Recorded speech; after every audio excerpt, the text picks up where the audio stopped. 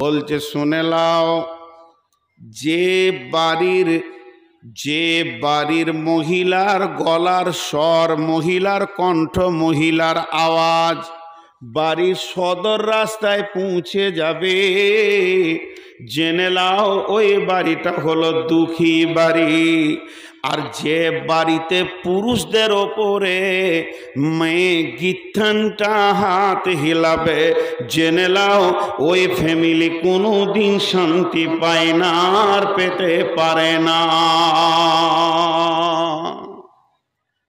এর জন্যই তো পুরুষকে নেতা করা হয়েছে। সব বাড়িতে এরকম আছে। একটা মেয়ের নেতা হবে কজন? 4 জন। একটা মেয়ের জন্ম থেকে মত পর্যন্ত নেতা হবে কজন? 4 জন। কি একটা শব্দ আসছে না? কজন নেতা হবে? আপনারা মুখ খোলেন। 4 জন। যেদিন মেয়েটা জন্ম নেবে সেদিন তার নেতা হবে তার আব্বা। মেয়েটা ধীরে ধীরে বড় হবে, ইয়ং হবে, ব্যাচেলিয়ার হবে, যুবতী হবে, নেতা থাকবে তার আব্বা। আব্বা যদি মারা যান, আব্বা যদি প্রবাসে কুয়েতে সৌদিতে বাস করে, ঘরে থাকে না, আব্বা বেঁচে আছে, কুয়েতেও নাই, পাগল হয়ে গেছে, লাঙ্গা হয়ে হুঁশ নাই, জ্ঞান নাই, রাস্তায় ঘুরে বেড়াচ্ছে, তো ওই মেয়েটির নেতা হবে তার বড় ভাই। বড় ভাই না থাকলে 2 নম্বর 3 নম্বর পর্যায়ক্রমে ভাই হবে নেতা। যেদিন আব্বা আর ভাই মেয়েটির বিয়ে দিয়ে দেবে সেদিন মেয়েটির নেতা হবে তার স্বামী। স্বামী যদি মারা যান, স্বামী যদি প্রবাসে থাকেন, কিংবা স্বামী পাগল হয়ে গেছে, তো ওই মেয়েটার নেতা হবে তার পেটের ছেলে। বন্ধু আমার শুনেলেন, মা স্বামী নাই, মেয়েটির বয়স 62-70 হয়ে গেছে, জওয়ান বেটা আছে, বেটা হবে মায়ের নেতা। তারপরও মাকে নেত্রী বানানো যাবে না। ওই ফ্যামিলি থেকে যদি কোনো বিয়ে বাড়ি যেতে হয়, কোনো রুগীকে দেখা করতে যেতে হয়, কিংবা মেয়েটি যদি মনে করে বাপ ভাইয়ের বাড়ি বেড়াতে যাব, বেটার বিনা হুকুমে বাড়ির চৌকাটার বাইরে যেতে পারবে না। মায়ের পায়ের তলে জান্নাত, এটা ধ্রুব সত্য হলো। এটাও সত্য যে মা যতই মা হোক না কেন, মাকে কষ্ট দিলে বেটা জাহান্নাম চলে যাবে। এটা যতই কোরআন আল্লাহ বলেছেন, আল্লাহ সবই ঠিক বলেছেন, তারপরও সেই মাবুদের হুকুম ওই মা নেত্রী হতে পারে না। ফ্যামিলিকে কন্ট্রোল করে চালাবে তো পুরুষে চালাবে, মেয়েদেরকে নেতা বানানো যাবে না।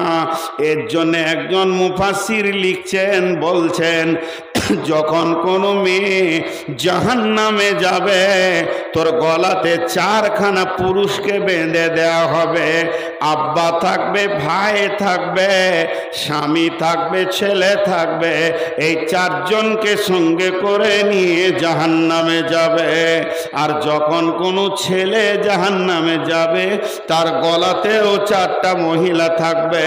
হয় সে মায়ের কারণে জাহান্নামে যাবে, না হয় বোনের কারণে, না হয় বেটির কারণে, না হয় সে বিবির কারণে জাহান্নামে যাবে।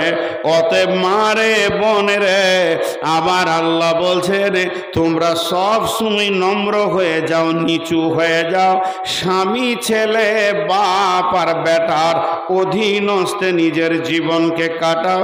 স্বাধীনতার মুখ দেখতে যেও না, জান্নাতের গন্ধ পাবে না।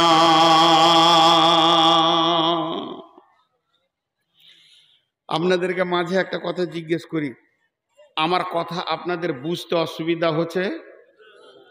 আলহামদুলিল্লাহ। আমি যদি বোঝাতে পারছি তো আমার আল্লাহ তৌফিক দিয়েছেন, আলহামদুলিল্লাহ। আর বোঝাতে না পারছি তাহলে আমার আল্লাহ আমাকে এখন সেরকম তৌফিক দেননি। তো আলহামদুলিল্লাহ আপনারা খুশি, বুঝতে পারছেন তো। এখন ঘটনা হচ্ছে পুরুষের বিচার একা হবে, বোঝাতে পারলাম? পুরুষের বিচার আল্লাহ ডাকবে, ওই জামিরুল চলে এসো, ওর বিচার শুরু হয়ে গেল। ওর বিবিকে ডাকলে না, কিন্তু ওর বিবির যখন বিচার হবে তখন 4টা পুরুষকে সামনে রেখে হবে। মেয়েদের বিচার একা হবে না, কারণ ও গাড়ি অ্যাক্সিডেন্ট করেছে কেন, ড্রাইভারকে শোধাবে। কথাটা বুঝাতে পারলাম? তোকে আমি নেতা বানিয়েছি, আজকে এই মাদ্রাসার ছেলে কারো ঘরে ইট মেরে দিয়েছে, বাচ্চা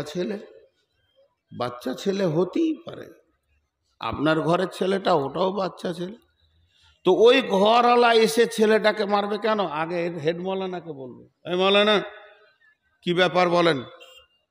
জি, তো আল্লাহ বিচার করবে সেদিন, কিন্তু পুরুষকে ডেকে বিচার করবে। এর জন্য বলা হচ্ছে যে মায়ের ভিতরে যদি যৌবন থাকে, মায়ের ভিতরে যদি যৌন ক্ষুধা থাকে, বেটা তুমি মায়ের বিয়ে দিয়ে দাও, এটা লজ্জার কথা নয়। কিন্তু মা গোপনে গুনাহ করবে, কিয়ামতের মাঠে তুমি কি করে সেটা বিচারে শুনতে পারবে বলো? এটা আরো লজ্জাজনক কথা। আমি আমার বেটির বিয়ে দিয়েছি, তা বেটির যেখানে বিয়ে দিয়েছি, আব্বা যদি মারা যেতেন আর ইয়ং থাকতো আমার মায়ের বিয়ে দিতে অসুবিধা কি আছে? যাকে বিয়ে দিব তাকে আব্বা বলে ডাকবো, সাহাবীদের ভিতরে আছে, এটা কোনো লজ্জা জিনিস নয়। কিন্তু লজ্জা হচ্ছে গোপনে গুনাহ করাটা। মা আমার, বোন আমার, তারপরে আমার আল্লাহ বলছেন বিমা ফাদ্দালাল্লাহু বা'দাহুম আলা বা'দিন।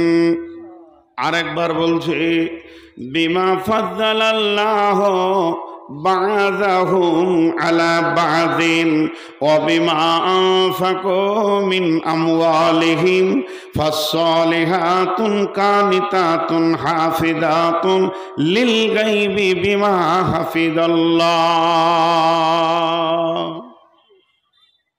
একটা কথা আছে, একটা ঘরে সাপ ঢুকে গেছে, বুঝে? সাপ বুঝেন তো? সাপ ঢুকে গেছে, তো বাড়ির মেয়েটা এক কোণে যে দাঁড়িয়েছে, সাবজি সাবজি। আর যখনই সাপ বলেছে, খালা ভালো করে শুনেন, তো আর স্বামীটা লাফিয়ে একবারে খাটে উঠে গেছে চৌকিতে। তোর বিবিকে বলছে একটা বেটা ছেলে ডাক, মারতে যে হবে। তখন ওর বিবি বলছে তুমি যে বেটা ছেলে গো, তো বলছে লাঠি দে তাহলে। ভয়ে ও যে বেটা ছেলেটা ভুলে গিয়েছে সাপটা দেখে, চিল্লাইছে একটা বেটা ছেলে ডাক, ওকে মারতে হবে, লাঠি দেয়। তো বলছে তুমি যে বেটা ছেলে, বলছে তাহলে লাঠি দে, দেখছি এবার পারবো। তো আমরা বেটা ছেলে, বক্তা সহ এই শ্রোতাটি বেটা ছেলে, ওই ধারে বেটি ছেলে। তো আমরা কেন বেটা ছেলে, কেন? তার প্রতীক চিহ্নটা কি? দৈহিক ব্যাপারে মেয়েরা আলাদা, দেহ আলাদা, আমাদের দেহ আলাদা, এটা ঠিক আছে, তফসির পরে করছি। কিন্তু কোন কাজের জন্য আমরা বেটা ছেলে?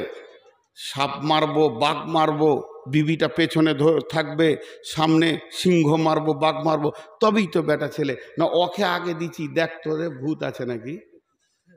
একটা সত্য ঘটনা শোনাইছি, আমার সঙ্গে পড়েছে, একসঙ্গে ফারেক হয়েছি, মৌলানা মুদাসসির নাম। তার ঘটনা ঘটেছে কি, মুর্শিদাবাদে পাটের চাষ আছে, ধ্যান দিয়ে শুনবেন, পাটের চাষ আছে।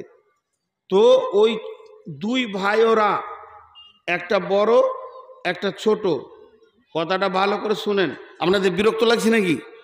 দুই ভাই, তা একজন গেছে হরিশ্চন্দ্রপুর বাজার, আর একজন ঘরে আছে, বরকাটা ঘরে আছে, ওর বয়স 40-42, ছোটকা গেছে হরিশ্চন্দ্রপুর বাজার, ওর বয়স 20-22, মাঝে 2-3টা বোন আছে। যাই হোক, এখন রাত হয়ে গেছে, আন্ধার রাত, আর বাড়ির কোনো মেয়ে ছেলে, ছোট ছেলে বাড়ির দরজাতে বের হয়েই জিন দেখতে পেয়েছে। জিন সাদা পাড়া আম গাছে পা ঝোলাইছে এমনি করে। তো দৌড়ে এসে বলছে মা মা জিন। তখন বাড়ির একটা বউ বলছে জিন যে গো, ঘরের গলির সামনে আম গাছে জিমে পা হিলাইছে যে। তখন ওদের ঘরে সব ভয়ে কে কোন দিকে হয়ে গেছে। তো বড়টাকে বলছে একবার লাইট লে যাও তো, বলছে চুপ গে, বলিস না, ভেজাল টেনে এনে ঘরে যাব। ওর ফের বেশি ভয়। এবার ছোটটা ঘর ঢুকেছে, ওর মা বলছে কি জানি, ও তো বাজার গিয়েছে, ওকে জিনে ধরে নেবে। ছোটটা ঘর ঢুকেছে, তো ওকে বলছে যে হারে আম গাছে জিন দেখতে পেলি। জিন কি গা? লাঠিটা দে তো দেখি জিনকে, জিনের মানে বংশ বুনিয়াদ রাখবো না, জিন আমাদের ঘরের সামনে মানে।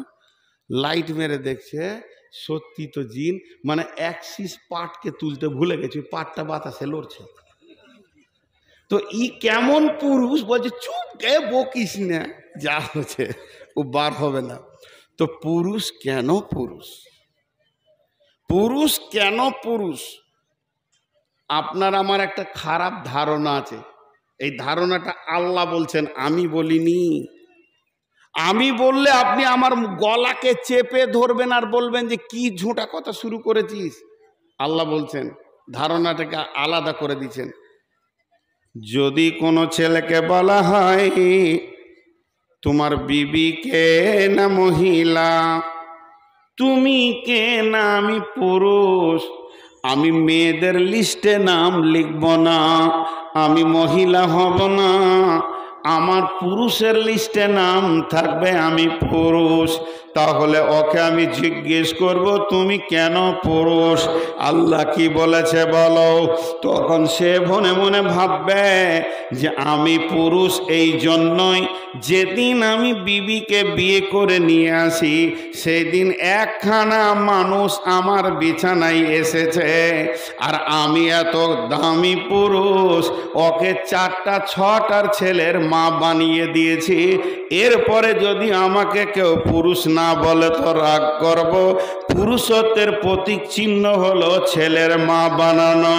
যদি মা বানানোটাই পুরুষের প্রতীক চিহ্ন হয়, তাহলে আমি নূর মোহাম্মদ বলছি, কান করে শোনেন, একটা পুরুষ খুব মেহনত করলে 1 বছরে 1.5 বছরে একটা কিংবা জমজ হলে 2টা ছেলের মা বানাবে।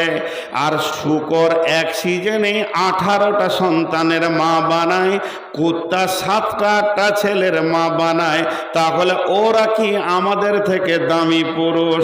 জি না, আমার আল্লাহ ওই ভেজালটাকে মেরে দিয়েছেন। এরকম একটা কথা আয়াতে বলে, বিমা ফাদ্দালাল্লাহু বা'দাহুম আলা বা'দিন, ছেলের মা বানানো আর ছেলের মা হয়ে যাওয়া দুটার নাম পুরুষত্ব মহিলাত্ব নয়। এ দুটা নারীর পরিচয় নয়, পুরুষের পরিচয় নয়। ওটা আমি রব তোমাদেরকে খুশি করার জন্য দিই। বিমা ফাদ্দালাল্লাহু বা'দাহুম আলা বা'দিন, এর জন্য তোমাদেরকে পুরুষ বলা যাবে না।